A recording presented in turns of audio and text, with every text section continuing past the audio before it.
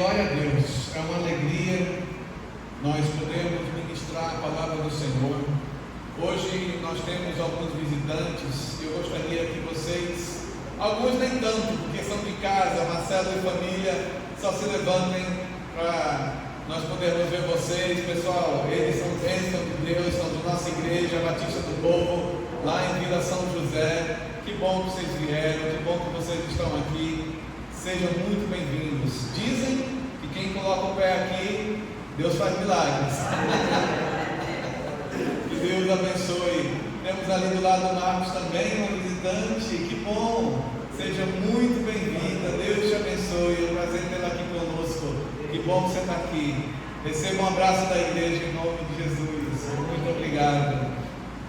E hoje nós vamos falar sobre criados para adorar. É o tema de hoje, baseado em Salmos capítulo 95, versos 6 e 7. Se você tem a sua Bíblia, por gentileza, abra a sua Bíblia em Salmos capítulo 95, versos 6 e 7. Todos encontraram? Espada para o ar? Eu sou de uma época que a gente brincava muito de espada para o ar e era uma competição de quem achava o versículo mais rápido. Isso era bom demais, né? Fazia-nos treinar a abertura da Bíblia. Então, Salmos 95, versos 6 e 7 diz assim: Vinde, adoremos e prostremo-nos, ajoelhemo-nos diante do Senhor que nos criou. Ele é o nosso Deus e nós somos o povo do seu pasto e ovelhas das suas mãos. Ele é o nosso Deus e nós somos o povo do seu pasto e ovelhas da sua mão. Quando a gente fala em adorar, o que vem à mente? O que você pensa quando você escuta essa palavra adorar? Um dos maiores problemas hoje do ser humano é presumir as coisas sem saber. Muitos dos problemas que nós temos na vida, nós os temos porque a gente presume demais. Presumir é achar, sem ter certeza. E às vezes, quando a gente fala de palavras que são muito conhecidas, como adorar, a gente acha que já sabe. Não, eu sei o que é adorar. Mas se você sabe o que é adorar, você adora? Se você sabe o que é adorar, você pratica a adoração? Porque é uma palavra comum. Mas, curiosamente, foi feita uma pesquisa entre seminaristas dos Estados Unidos e perguntaram para mais de 15 mil seminaristas a palavra adorar. O que é adorar? Você sabe o que é? Responda o que você acha que é adoração. Vocês acreditam que mais de 90% dos seminaristas, pessoas que estão estudando para serem futuros líderes cristãos, eles não souberam responder o que era adorar? Olha que coisa interessante. Mas isso acontece porque nós, seres humanos, nós temos uma capacidade de presumir, de achar as coisas de uma forma como se fossem reais ou comprovadas, mais do que a certeza de comprová-las. Sabe aquela coisa que você diz, olha, sabe qual é o problema do homem quando dirige? O problema do homem quando dirige é que ele não sabe perguntar o endereço. Ele diz, não, deixa que eu vou e eu me encontro. E aí continua se perdendo, se perdendo, se perdendo. Não, eu sei para onde eu estou indo. E continua se perdendo. É uma coisa dos homens, né? O homem que dirige, geralmente, ele sabe o caminho, mas nunca chega no caminho da forma que deveria chegar. E eu falo por mim mesmo. E nós, em relação a muitas coisas na vida, nós somos que nem um homem que dirige. Acha que sabe o caminho, acha que sabe como chegar, mas se perde umas 40 vezes antes de chegar lá. Isso não pode ser sempre assim. Isso não pode continuar sempre assim, porque mostra duas coisas interessantes. A primeira, que nós somos teimosos. Nós somos teimosos. Como a gente, muitas vezes, sabendo que aquilo não é comprovado, a gente permanece naquele comportamento. Talvez um dos maiores desafios que nós temos na vida é aconselhar pessoas que não querem mudar. Pessoas que não querem sabe, tomar atitudes diferentes, pessoas que não querem tentar coisas novas, se mantêm naquela zona de conforto, se mantêm naquela forma de buscar a Deus, se mantêm naquela religiosidade, se mantêm naquele cristianismo, mas não mudam. E aí você vai conversar com a pessoa, e a pessoa diz assim: ai pastor, eu gosto do Espírito Santo, eu oro para que seja cheio do Espírito Santo. E aí você pergunta para a pessoa: mas você parou de mentir? Ah pastor, não tem nada a ver uma coisa com a outra. Meus queridos, Deus não anda com o pecado. Deus não faz pacto com o pecado. Deus não faz nada em que haja dolo, em que haja sujeira, em que haja contaminação. Deus é santo.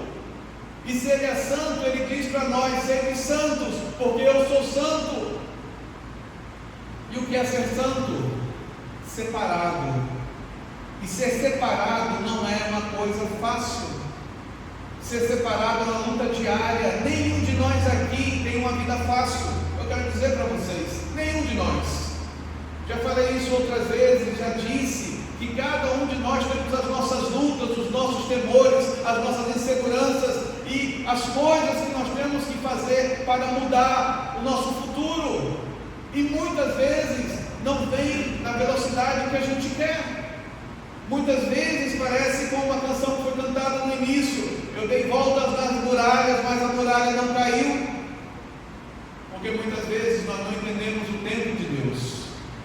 As muralhas de Jericó caíram, a palavra do Senhor diz, mas não foi na primeira volta, não foi na segunda volta, não foi na terceira volta, não foi na quarta volta, não foi na quinta volta.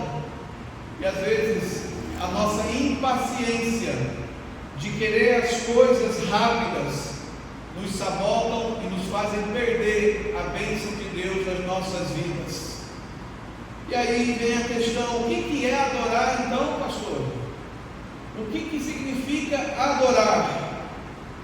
E esse é o ponto que hoje nós vamos explorar.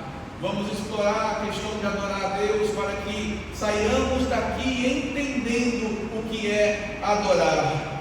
A palavra adorar, lá no hebraico original, significa se prostrar, se render, significa reverenciar, significa intencionalmente pôr o foco em alguém.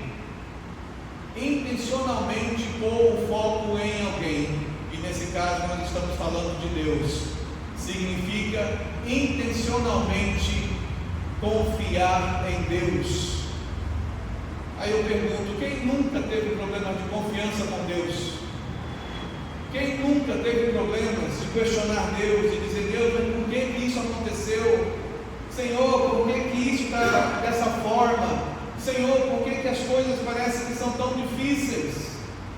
E talvez a gente não entenda a dinâmica da vida cristã.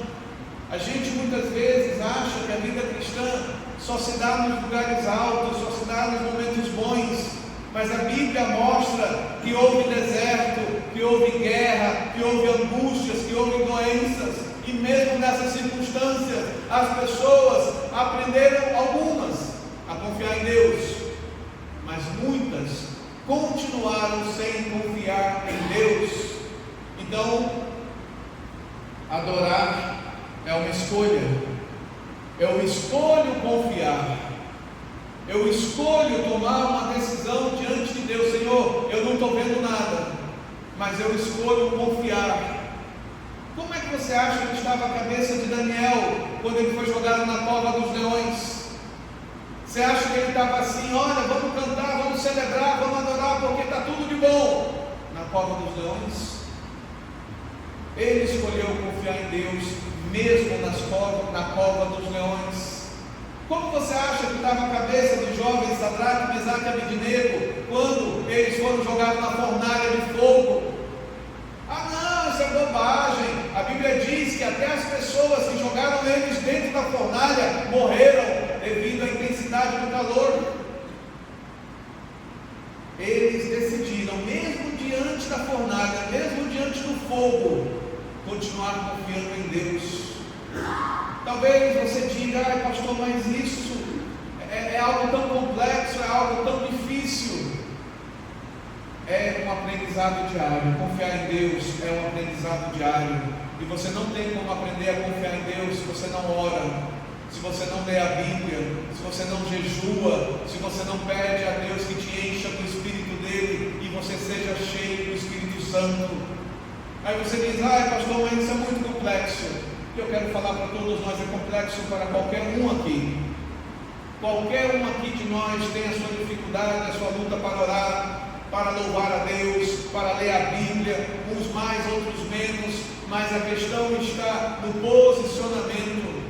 Todos nós, em alguma área das nossas vidas, nós sabemos nos posicionar, mas o triste é que quando entra na questão de Deus, muitas vezes nós não nos posicionamos em relação a confiar em Deus.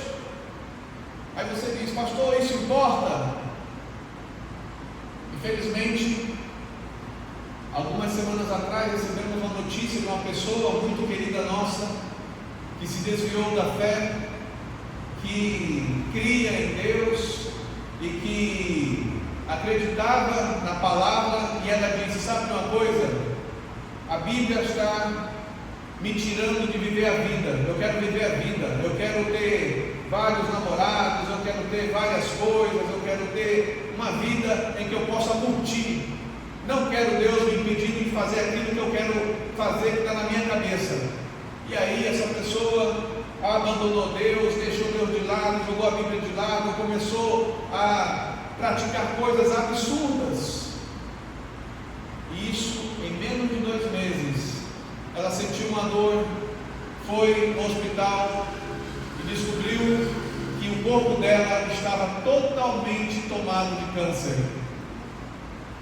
Aí você diz: Deus se vingou, Deus fez isso. Não, Deus não fez isso. Mas o que aconteceu para que ela pegasse essa doença tão rápido? Infelizmente, descobriu-se que ela chegou aí em lugares que adoravam outros deuses e disse: eu quero esses outros deuses, eu não quero mais o Deus da Bíblia. E às vezes a gente esquece que existe uma batalha espiritual, que existe uma luta, e se você dá legalidade, o diabo vem. Mas o diabo não vem sem deixar uma marca, o diabo não vem sem deixar uma coisa que mude a vida da pessoa. A Bíblia diz em João 10:10: o diabo vem senão para roubar, matar e destruir. E se você conhece a Deus e diz: eu não quero Deus, mas eu quero os outros deuses, você está dizendo para esses outros deuses: venham e façam o que vocês querem fazer na minha vida. Não é uma doença física somente, é uma doença de origem espiritual. O demônio colocou a doença lá dentro para marcar aquela pessoa e dizer: agora você é minha.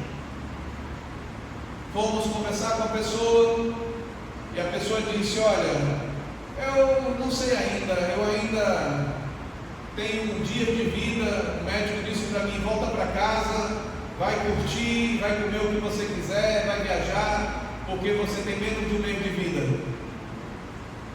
Uma pessoa que está com quase 40 anos de idade, nunca teve problemas, e de repente veio o problema, porque ela abriu a vida dela para outros deuses, que são demônios, governarem a vida dela.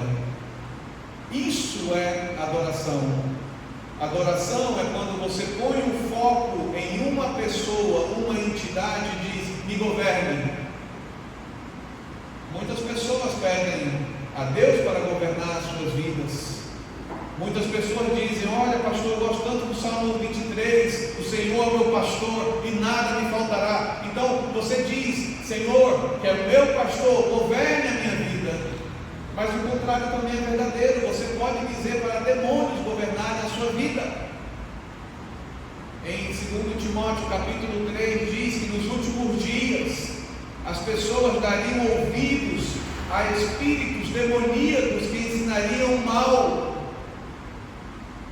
Quantas pessoas estão se desviando da fé? Quantas pessoas estão perdendo a fé na palavra, a fé em Deus, a fé em orar? Não acreditam que a oração pode mudar, que a oração pode trazer milagres, que a oração pode transformar. Até na Bíblia você vai ver em Gálatas, Paulo falando para as pessoas de Gálatas, dizendo: como é que vocês que conheceram a Cristo, que conheceram o poder de Deus tão rapidamente, estão se desviando da fé? E a Bíblia fala sobre apostasia.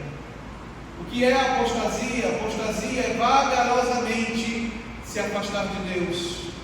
Não é uma coisa instantânea, não é uma coisa rápida, é algo que eu vou deixando entrar no meu coração, e vai entrando no meu coração, e vai crescendo até me governar. E essa é a questão. O que governa a sua vida hoje?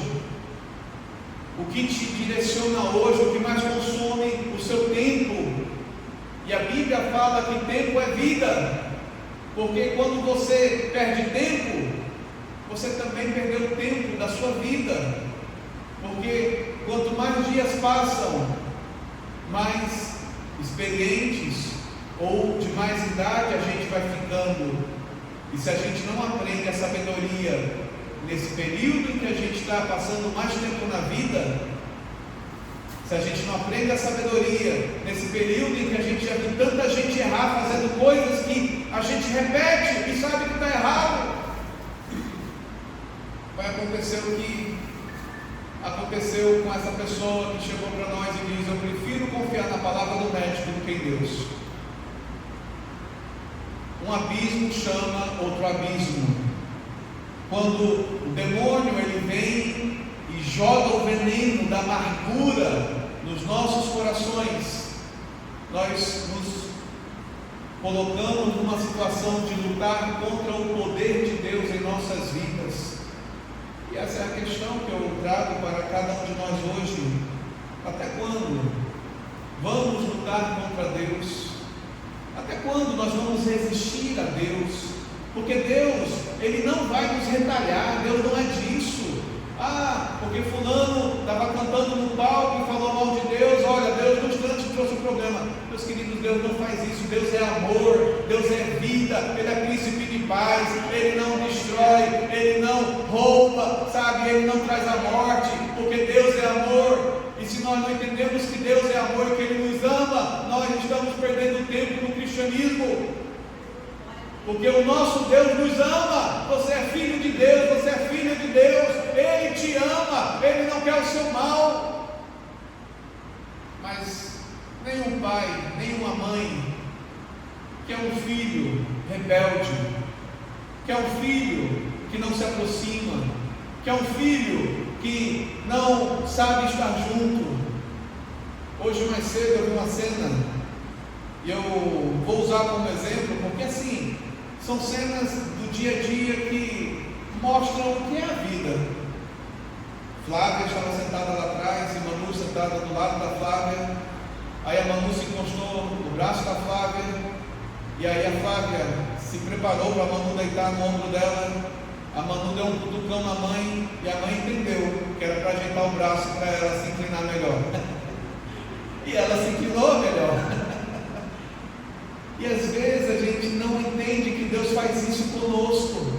Quando nos aproximamos de Deus, quando nós nos aproximamos de Deus, Ele é Pai, Ele é amoroso, Ele é alguém que nos ama. E às vezes a gente questiona a Deus: Deus não é assim, Deus dá uma cutucadinha em Deus, mas Deus se prepara para nos receber. Enquanto nós não entendemos que a bondade de Deus nos cerca, enquanto não entendemos que a justiça de Deus nos protege e que o amor dele nos livra do mal, nós vamos ficar correndo de um lado para o outro, pensando que nós não somos amados, que nós não somos cuidados, que nós somos pessoas que estão ficando de lado. Olha o que o texto diz: vinde, adoremos.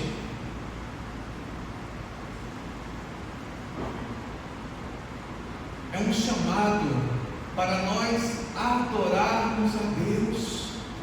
É um chamado para nós dizermos a Deus: Senhor, eu intencionalmente quero o seu governo.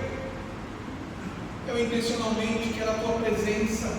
Eu intencionalmente, Senhor, não quero outro Deus na minha vida. Senhor, me perdoa palavras que eu falei contra ti, atitudes que eu falei contra ti, pensamentos que vêm muitas vezes tentar me confundir para eu esfriar na fé. A palavra do Senhor diz, lá em João capítulo 4, no verso 24, Deus é Espírito e importa que seus adoradores o adorem em Espírito e em verdade. Persistência, consistência.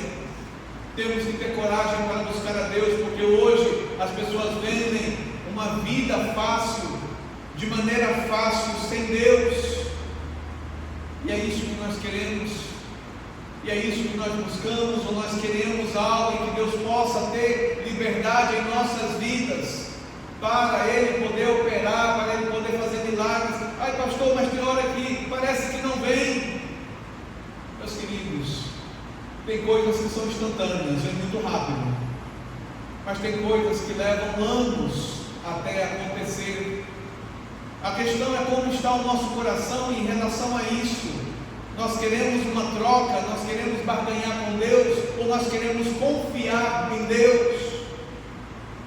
Confiar em Deus é algo que vai além daquilo que está na nossa limitação humana, mas algo a gente sabe, que o oposto de adoração é murmurar. O oposto de adorar a Deus, ter o governo do Senhor em nossas vidas, é murmurar. E a Bíblia diz que a murmuração é a raiz da incredulidade. Quando você começa a falar mal, quando você começa a falar coisas de alguém, muitas vezes pejorativamente, muitas vezes malignamente, muitas vezes para alfinetar, muitas vezes para você se posicionar dizendo: olha, eu sei o que é certo e você está errado. Você está se colocando numa posição de orgulho e arrogância, e a Bíblia diz que a arrogância precede a queda, o orgulho precede a queda. Por que tantas pessoas caem? Pelo orgulho. Acham que os seus conselhos para si mesmas são melhores do que o conselho de Deus, que a maneira que governam as suas vidas é melhor do que o governo de Deus, que os diplomas, que os títulos, que a experiência, que a habilidade, que tudo aquilo que ela é melhor do que Deus nas suas vidas. Antigamente, nos tempos bíblicos, a Bíblia mostra que havia lepra. Essa lepra bíblica, eu já falei aqui algumas vezes, não é que nem a hanseníase dos dias de hoje, a lepra moderna. Essa lepra bíblica, Magsorá, ela acontecia porque pessoas falavam mal uma das outras, de forma maligna, intencionalmente, para ferir. Quando uma pessoa ficava leprosa na Bíblia, chamava um sacerdote, o sacerdote chegava lá, olhava ela toda cheia de feridas, até a casa ficava com manchas na casa, a roupa ficava com manchas. Era uma lepra tão poderosa que manchava a casa, que manchava a roupa, e você tinha que queimar a roupa, e você tinha que arrancar aquela massa, aquela parede e queimar, porque aquilo ia continuar crescendo, crescendo até tomar toda a casa. Quando o sacerdote chegava, ele perguntava: o que você falou? Essa era a maneira de descobrir como a pessoa estava leprosa, de onde a lepra veio. Aí eu te pergunto, vivemos dias em que as pessoas estão cada vez mais arrogantes, estão cada vez mais desafeiçoadas, estão cada vez mais soberbas, estão cada vez menos humildes, estão cada vez mais egoístas, só pensam em si mesmas, e estão cada vez mais se autogovernando. Não, quando eu quiser eu faço. Não, quando eu quiser eu mudo. Ah não, deixa, eu sei me controlar. Quando eu quiser eu faço assim, eu faço daquele jeito. Muitas pessoas acham que a idolatria é somente adorar outros deuses, mas na realidade a autoadoração é tão demoníaco como adorar outros deuses. A autoadoração, a autossuficiência é muitas vezes pior do que adorar demônios, porque você acha que você não está adorando demônios, se autoadorando, e quando você se autoadora, você fica resistente a mudanças, você fica resistente à humildade, você fica resistente a dar ouvidos a conselhos, você fica resistente a entender que você está se tornando maligno, maligna. Quantas pessoas sofrem porque elas acham que podem aconselhar todo mundo? Muitas vezes sem nem alguém ter pedido conselho, mas só acha que pode falar. Ah, não, eu quero falar, eu falo. Pessoas assim vão sofrer na vida, porque nós aprendemos na maturidade que você tem que controlar o que está na tua cabeça. Você não pode sair falando tudo. Pessoas que falam tudo que vem na cabeça, pessoas que não se controlam, pessoas que não são temperantes, pessoas que não têm domínio próprio, elas vão sofrer. E a grande maioria termina nos gabinetes pastorais, nos gabinetes de psicólogos, psiquiatras, tomando remédio, porque não conseguem se controlar. E é triste. E é triste quando você não tem controle da sua própria fala. É triste quando você não freia o seu comportamento. É triste quando você chega em determinado lugar e você acha que o que você fala é autoridade. Meus queridos, isso é o princípio da queda. Isso é o princípio da morte. Isso é uma forma de auto-adorar a si mesmo. Então, pessoas que têm problema de adorar a Deus são pessoas que geralmente olham para si como pessoas que são muito capazes para tomar decisões, tomar questões e não pedir ajuda de ninguém, ser solitário. E a Bíblia fala em Provérbios 18:1, solitário busca o seu próprio interesse e se levanta contra a verdadeira sabedoria. Muitos de nós nos levantamos contra Deus porque nós queremos estar sós. E aí a gente fala de adoração e a gente pensa, não, porque eu não ajo como aquelas pessoas que estão adorando deuses estranhos. Na realidade você está agindo pior do que os outros, porque o teu orgulho, a tua vaidade, a tua arrogância está fazendo você se auto-adorar. Eu falo que infelizmente todos nós, se não vigiarmos as nossas vidas, nós vamos pecar. Porque o pecado, ele está rondando o tempo todo, tentando achar uma oportunidade. E se a gente não põe limites nas nossas vidas, nós vamos ter problemas. E uma das grandes dificuldades de cada um de nós é saber dizer não. Muitas vezes nós não sabemos dizer não àquilo que nos rouba o tempo, àquilo que nos rouba a atenção, àquilo que nos tira o foco. Você diz, ai pastor, mas você não entende que eu tenho um problema disso, daquilo. Você sabia que o Elon Musk, o homem mais rico do mundo, ele tem TDAH? Ele é doente. Ele tem TDAH. Ele tem que tomar remédio o tempo todo, porque ele não consegue se focar o tempo todo. E se tornou um dos homens mais ricos do mundo. Você sabia que o pastor presidente da Igreja Batista do Povo, o pastor Ivene Soller, ele também tem TDAH? Se não se disciplinar, se não se controlar, ele começa a pensar em muitas coisas e de repente ele perde o foco. Doença não é sinônimo de você ser amordaçado, de você ser uma pessoa que está perdendo e não crescendo na vida, não é.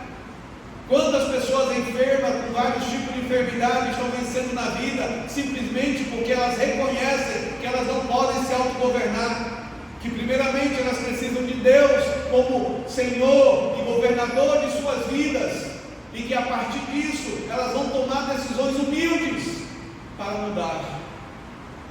Essa semana eu estava dando aula lá no MBA com vários empresários que estão cursando o MBA de segmentos distintos, de lugares distintos do Brasil, e todos eles, uns mais prósperos, outros menos prósperos, porque estão em startup começando. E eu ouvindo aqueles homens, eles falando das coisas, e sabe, aquelas mulheres citando várias coisas, e eu pensando, cara, como é que é interessante. A gente acha que os problemas de uma empresa ou de um empreendedor são só nossos, que ninguém mais passa por isso. Mas a grande verdade é que quando você escuta as pessoas falarem, estou tendo problema de vendas, estou tendo problema de caixa, estou tendo problema de estoque, estou tendo problema de escalar o meu negócio, estou tendo problema em marketing, estou tendo... Peraí, isso aí parece que estamos ouvindo a nossa história de todo mundo. Parece que todo mundo está vendo a mesma coisa, mas a realidade é todos nós estamos vivendo a mesma coisa em intensidades diferentes. Em intensidades diferentes. A questão é, se você conhece a Deus, se você se prostra, se você busca Deus, Deus pode te trazer ideias que podem mudar a tua vida, os teus negócios, a tua maneira de perceber e de fazer as coisas. Ou você pode andar sozinho. Não, eu sou ateu, eu faço como eu quero. Então você é o seu auto-Deus. Você faz como você quer e vai parar nas mãos de alguém que vai te orientar a tomar decisões, porque você mesmo não está sabendo mais o que fazer. Sabe qual foi a primeira coisa que eu falei lá naquela aula para aqueles executivos essa semana? A maioria dos executivos, empreendedores e pessoas que são profissionais morrem porque deixam a simplicidade. Começam a fazer aquilo que não devem fazer porque é complexo demais, mas acham que o complexo resolve e não o que é simples. E aí uma das pessoas me olhou e disse assim: olha, me desculpa, mas eu não concordo com o senhor. Eu disse: eu não estou aqui para ser aceito por todos. Eu estou aqui para instigar vocês a terem insights diferentes, pensamentos diferentes. Mas tem duas coisas que eu vou te falar para defender o meu ponto. A primeira coisa que eu quero falar para vocês, que hoje todo mundo está pensando em inteligência artificial para prospectar clientes. Hoje todo mundo está pensando em inteligência artificial para melhorar o marketing. Mas eu não conheço nenhuma inteligência artificial que tome café com alguém. Se você me mostrar uma inteligência artificial que tome café com alguém, então eu vou te dizer: eu estou totalmente errado, eu não vou mais dar aula, eu não vou dar mais consultoria, porque realmente a inteligência artificial está tomando café com alguém. Isso mostra que nós não conhecemos o perfil de cliente ideal que nós temos. E o perfil de cliente ideal que nós temos depende dos segmentos que nós queremos atuar. Pequeno segmento, médio segmento e grande segmento. Aí eu disse: sabe qual é o problema? Ah não, porque eu só quero vender para o segmento alto. Eu não conheço ninguém do segmento alto que venda mais de 3 produtos no ano para aquele segmento alto. Geralmente se foca em um produto e demora 1 ano para vender naquele determinado segmento. E as pessoas estão sofrendo, patinando e lutando porque elas acham que ali é onde elas vão pagar as contas delas. Eu disse para eles: se você parasse para pensar que existe o segmento baixo, que de repente 30 empresas ou 30 pessoas nesse segmento baixo, ele paga o teu custo operacional, e de repente no segmento médio 5 pagam o seu custo operacional, e de repente 1 no segmento grande te paga todo o seu operacional e ainda te dá um lucro para planejar uma viagem no ano que vem, você começaria a pensar melhor no perfil de cliente ideal que você tem que ter, o perfil de produto e serviço que você tem que oferecer, o produto de atenção que você tem que colocar e chamar a atenção de cada um. E aí vem o ponto mais importante de todos, que é onde nós empreendedores nos perdemos. Existe a pessoa que é caçador de patos. Você já viu um caçador de patos? Ele tem uma espingarda que atira para todos os lados, e aí cai pato de todo lado. E aí aquele atirador, ele atira, cai um monte de pato, um monte de bala se perde, e aí ele vai lá pegar os patos. Quando ele pega aqueles patos, ele tem que perder um tempo enorme para saber se aquele pato não está doente, se aquele pato é saudável, se aquele pato é comestível, se aquilo vai ser útil. Perde um tempo gigante, porque atirou para todos os lados. Porque as pessoas são assim: você está com febre? Olha, tem um caldo disso, tem não sei o que, toma hortelã, toma mel. Todo mundo tem receita para curar a doença do outro, mas quando está doente, não consegue tomar um remédio. E nós muitas vezes ouvimos gente que tem opinião e receita para tudo, mas não tem receita para a sua própria vida.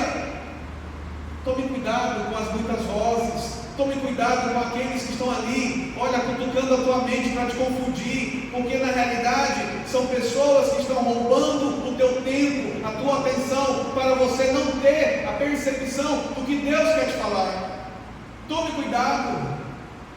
Não atire para todos os lados. Nós já temos uma idade para não perder tempo com distrações. Temos que ser mais acurados, temos que ser mais direcionados. Aí eu falei para eles, sabe qual é o ponto? O ponto é que quanto mais nós amadurecemos, nós temos que ser mais como atiradores profissionais, um sniper. Eu sei o alvo que eu quero, eu sei aonde eu quero acertar, eu sei quando eu quero acertar e eu vou atirar naquele lugar. Uma coisa de cada vez. Quem faz tudo não faz nada. Quem planeja tudo não planeja nada. Temos que ter pelo menos 3 coisas no nosso planejamento diário para cumprir.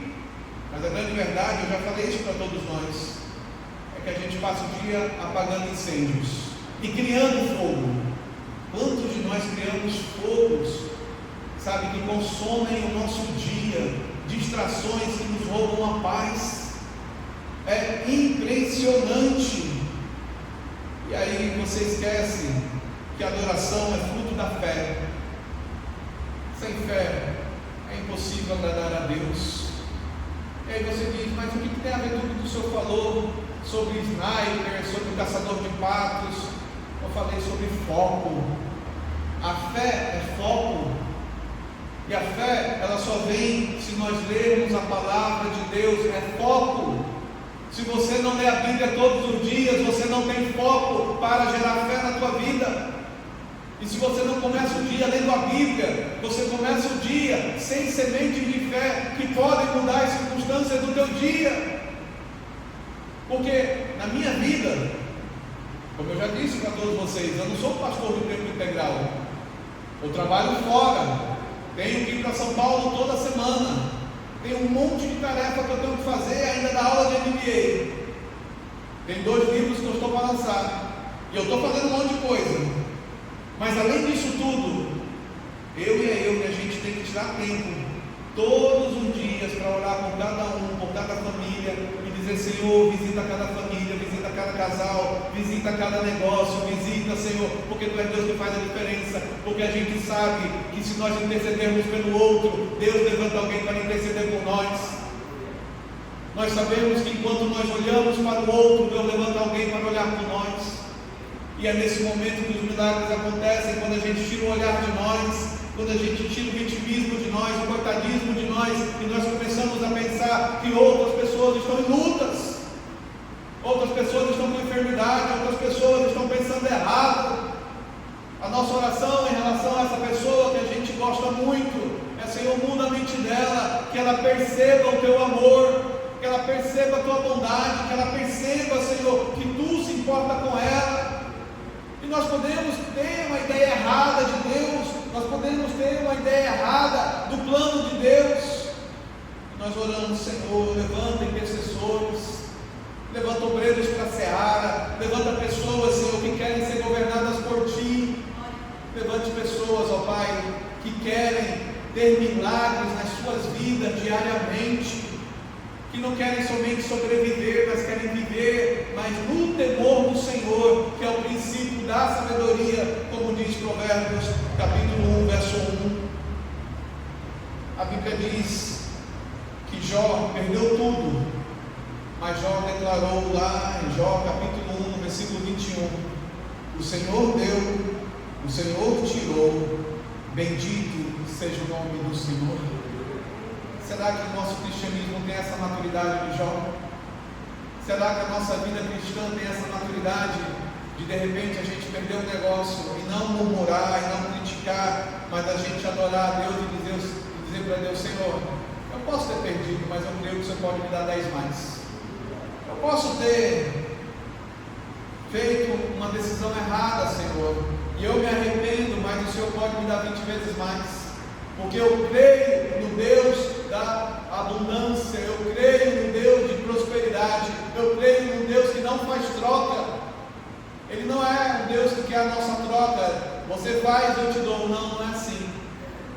É como um filho amoroso que vem aos pais e quer a atenção dos pais, assim é Deus para conosco. Ele quer que nós demos atenção a Ele, e isso muda tudo, porque isso é uma forma de adorar.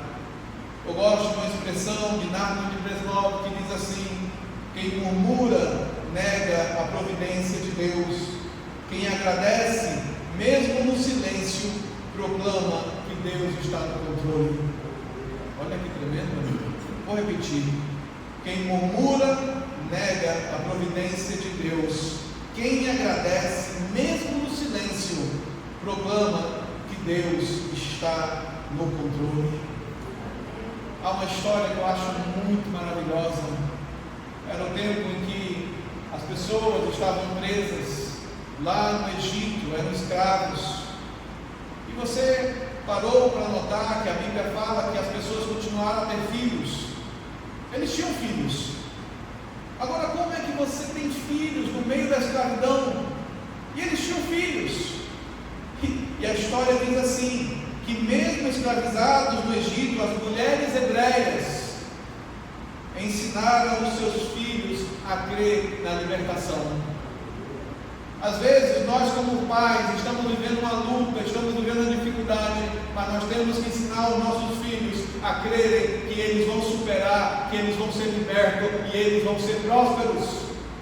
Às vezes o nosso linguajar não tem que ser o linguajar do homem e mulher adultos que estão falando dos seus problemas que está vivendo, mas ensinar os nossos filhos, a próxima geração, a entender que os nossos erros, que as nossas lutas são patamares mais altos, para eles não errarem mais e para eles acertarem mais, para nós mudarmos, para nós crescermos. Então, você vai ver que as mulheres hebreias ensinaram os seus filhos a crer na libertação. Quando nasciam os bebês, eles eram banhados com óleos, e as mulheres cantavam salmos, cânticos de esperança, dizendo: Senhor, hoje eu sou escravo, mas o meu filho será livre. Quantos povos já foram escravizados? A escravatura não acabou faz muitos anos, muitos séculos, muitas décadas, mas quantas pessoas estavam ali, sabe, estavam lutando para que os seus filhos tivessem uma mentalidade de liberdade. Até hoje existem culturas em que as pessoas são presas. Exemplo, na Índia. A Índia vive sob um domínio do hinduísmo, que é uma religião que adora inúmeros deuses, e lá existem castas. Não importa se você é rico, se você for de uma casta inferior, você é visto como nada. Você não pode se casar com outra pessoa de outra casta, porque a religião dita as regras. Você é preso, você é refém, você não pode mudar de vida. E aí muitos indianos, para tentar fugir dessa prisão que é a cultura de castas do hinduísmo de toda a Índia, eles vão para os Estados Unidos.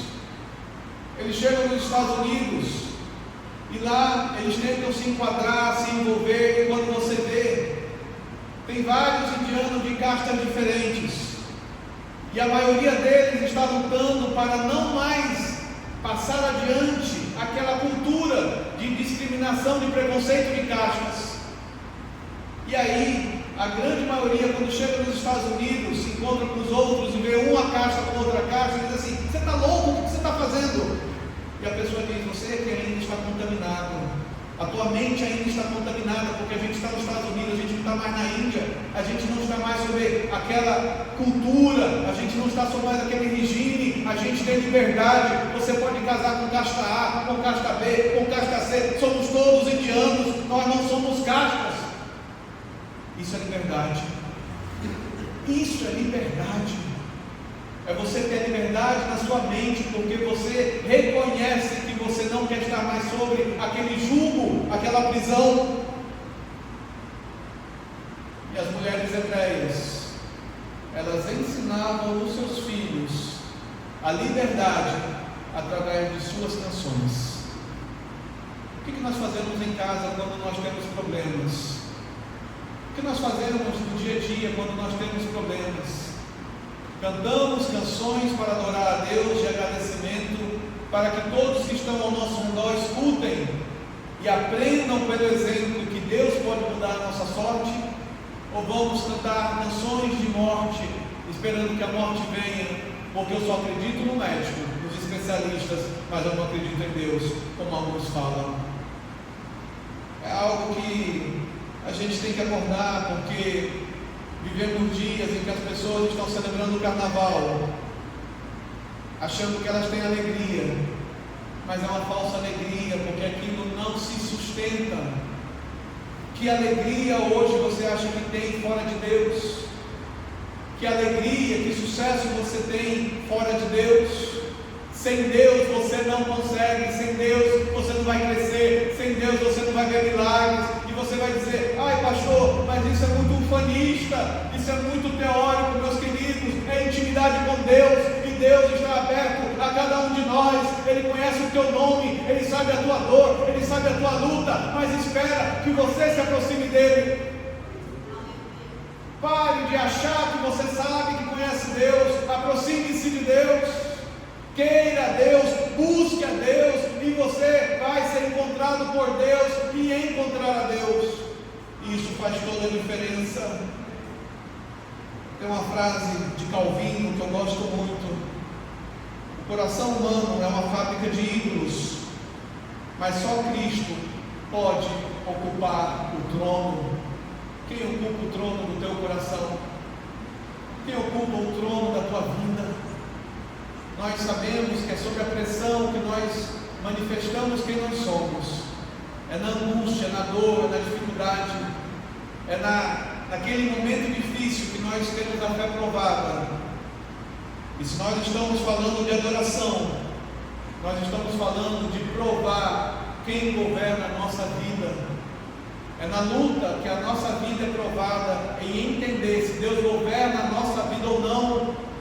É na angústia, é na dor em que a gente entende se Deus realmente é o nosso Senhor e pastor, ou se Deus é somente uma religião, é somente um momento em que eu vou no domingo, ou eu vou na célula na quarta-feira, e ali eu cumpri o meu papel, mas durante o resto da semana eu não faço mais nada para Deus.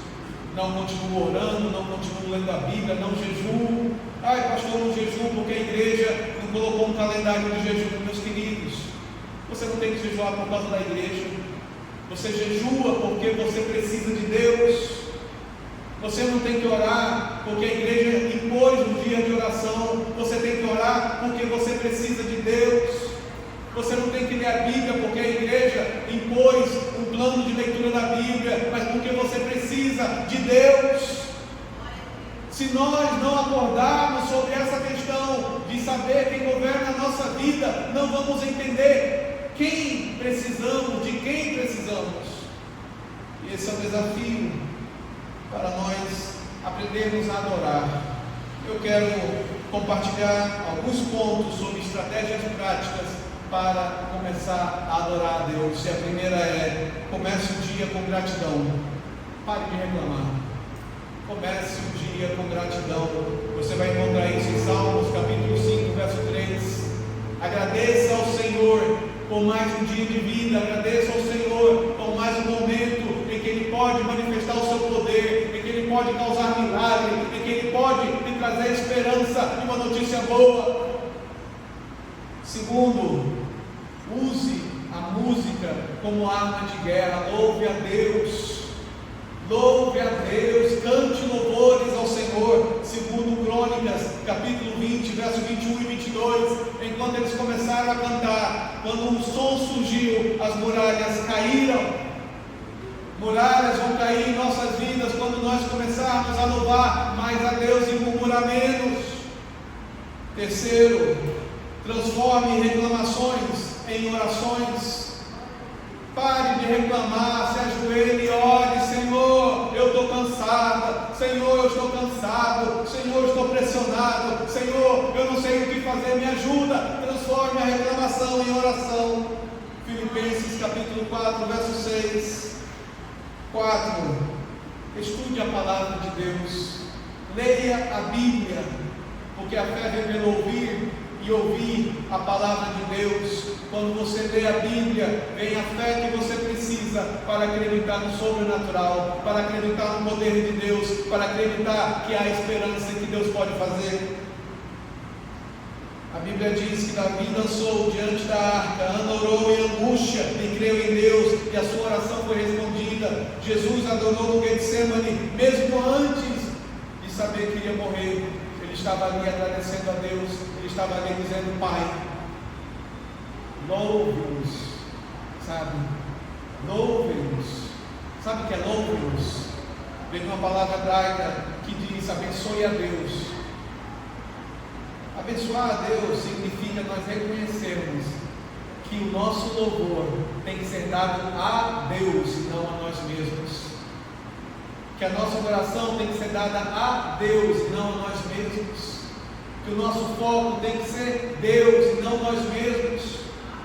Porque Jó teve a sua sorte mudada quando ele intercedia por seus amigos. Pare de olhar tanto para si mesmo e comece a interceder pelos outros. E você vai ver o quão poderoso vai ser o milagre de Deus para mudar as tuas circunstâncias, em nome de Jesus. Vamos ficar em pé e vamos orar. Aleluia, glória a Deus. Curva a sua cabeça e comece a orar.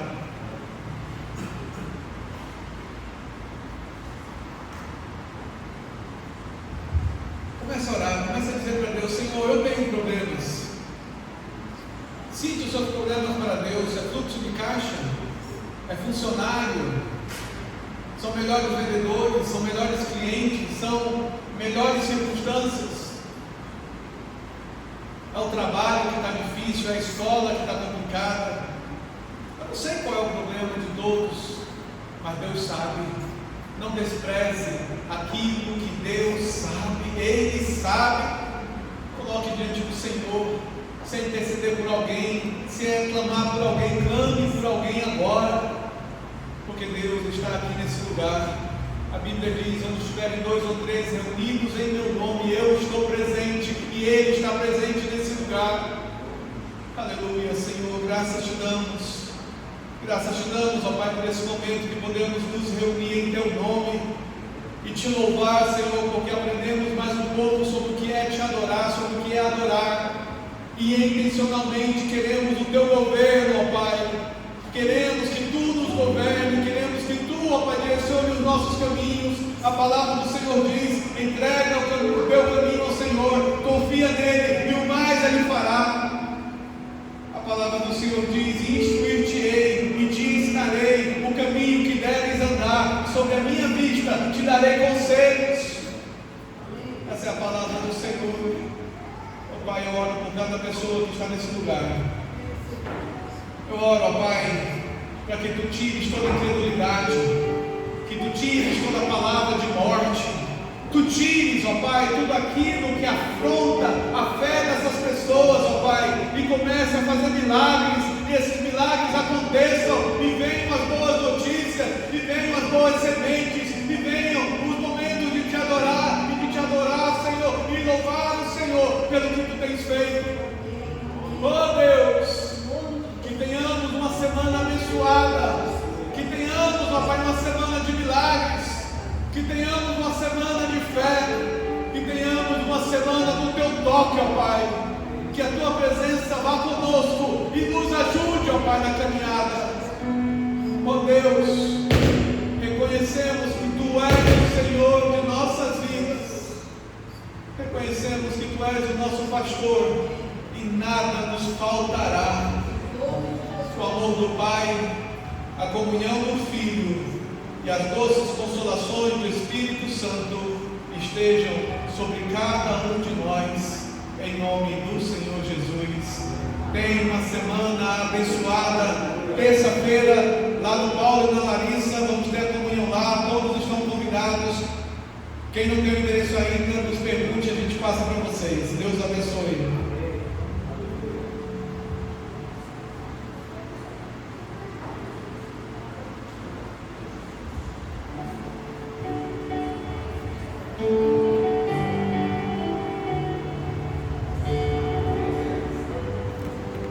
Somos uma igreja acolhedora, formada por discípulos de Jesus que anseiam compartilhar seu amor e tornar o seu nome conhecido em todos os lugares. Acolhemos todas as gerações e idades porque entendemos a importância da família e as necessidades de cada fase da vida. Para isso, nossos ministérios, que por meio da graça de Deus, procuram responder os desafios estabelecidos em nosso tempo. Encorajamos a comunhão e a vida comunitária em nossos pequenos grupos. Nos encontramos semanalmente nas casas e em outros lugares para orarmos, nos conhecermos e servirmos uns aos outros por meio das nossas células. Crescemos quando nos relacionamos como comunidade, pois cremos que, assim como o ferro afia o ferro, um amigo afia o outro. Somos apaixonados pelas Escrituras e a recebemos por inteiro, como sendo totalmente a palavra de Deus, e crendo que nela encontramos todas as respostas para todas as circunstâncias das nossas vidas. Abraçamos a grande comissão e queremos a cada dia aperfeiçoar a nossa obediência ao nosso Salvador. Proclamamos o amor de Deus pelo poder do Espírito Santo, com palavras e obras, e temos visto a manifestação do seu poder nos presídios, abrigos, visitas aos enfermos, escolas e nas ruas da nossa cidade. Levamos o Evangelho às crianças, autoridades militares, refugiados, imigrantes, ricos, pobres, todos aqueles que estão de perto e de longe. Amamos missões. Com generosidade das contribuições da nossa comunidade, manifesta pela obediência a Cristo, enviamos missionários e plantamos igrejas em São Paulo, no interior do estado, no sertão, em todas as partes do mundo. Queremos ser sal e luz onde estamos, em todos os lugares e até os confins da terra. Acolhemos as vocações, dons e talentos dados por Deus. O Senhor da Seara chama a cada um de nós para o serviço e por isso encorajamos toda a nossa igreja a servir uns aos outros e também aqueles que ainda não conhecem ao Senhor e precisam da salvação e a transformação que somente Cristo pode dar. Não somos perfeitos, mas temos a perfeição dele como nosso alvo e acreditamos no discipulado como a maneira de tornar cada um de nós continuamente parecidos com Cristo. Queremos ser filhos que reproduzem e discípulos que frutificam. Ele nos enviou e disse: vão e façam discípulos de todas as nações, batizando-os em nome do Pai, do Filho e do Espírito Santo, ensinando-os a guardar todas as coisas que eu tenho ordenado a vocês. E eis que estou com vocês todos os dias até o fim dos tempos. Esse é o nosso propósito. Essa é a razão de sermos simplesmente igreja. Sejam bem-vindos à Batista do Povo.